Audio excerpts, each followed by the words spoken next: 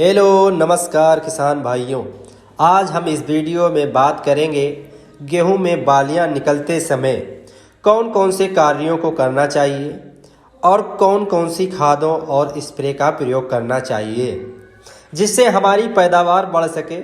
और हम बात करेंगे इस वीडियो में कि गेहूं में बालियां निकल आने के बाद हमें कौन कौन सी सावधानियां रखनी चाहिए और कौन कौन सी स्प्रे का प्रयोग करना चाहिए जिससे हमारी गेहूं की जो पैदावार है वो बढ़ जाए और बालियों में जो भराव हो वो बढ़िया हो और दाने चमकदार व वजनदार आए। तो आज हम आपको कंप्लीट जानकारी देने वाले हैं। यदि आप हमारे चैनल पर पहली बार आए हुए हैं किसान भाइयों, तो चैनल को सब्सक्राइब करके बेल आइकन को प्रेस जरूर कर दीजिएगा ताकि ऐसी ही वीडियो आपको सबसे पहले मिल सके। तो किसान भाइयों, जब हमारी गेहूं की फसल में बालियां निकल रही होती हैं, ये हमारी अवस्था होती है, ये काफ़ी ज़्यादा महत्वपूर्ण मानी जाती है।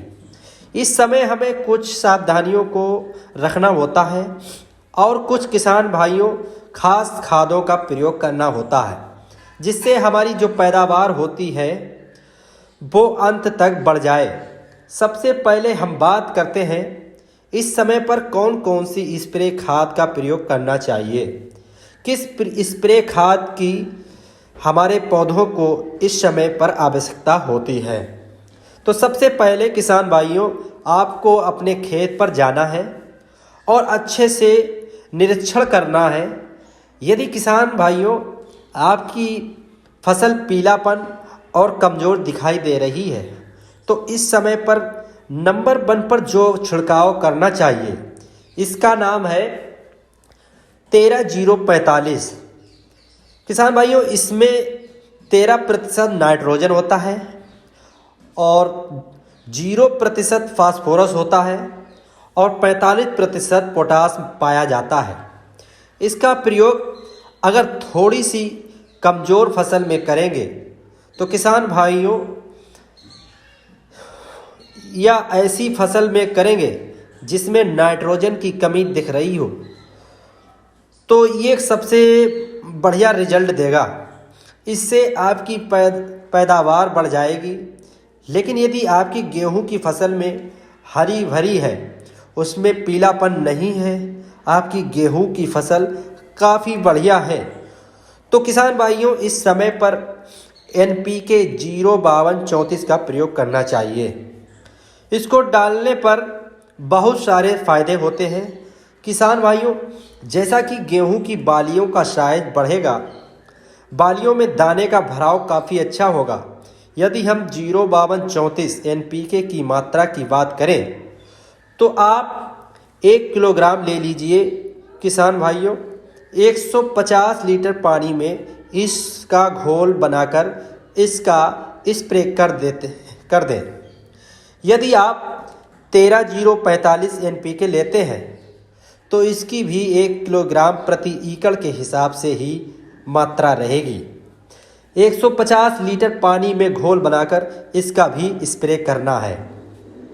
किसान भाइयों, अब बात करते हैं यदि आपके खेत में बालियां निकल रही हैं या बालियां निकल चुकी हैं, इस समय पर आप अपने खेत में भरपूर नमी बनाए रखें। बालियों में निकलने वाले दाने पर कोई फर्क ना पड़े। यहीं पर एक बात का और ध्यान रखना है किसान भाइयों, इस समय हवाएं तेज चल रही हैं, गेहूं की फसल गिर ना जाए, इसलिए किसान भाइयों मौसम को देखकर सिंचाई करें। अगर हवाएं तेज चल रही हैं तो आप अपने खेत में शाम के समय सिंचाई करें, जिससे शाम के समय हवाएं रुक जाती हैं और हमारी फसल गिरती नहीं है। तो किसान भाइयों, नमी को अपने खेत में बनाए रखना बहुत ज़्यादा महत्वपूर्ण होता है।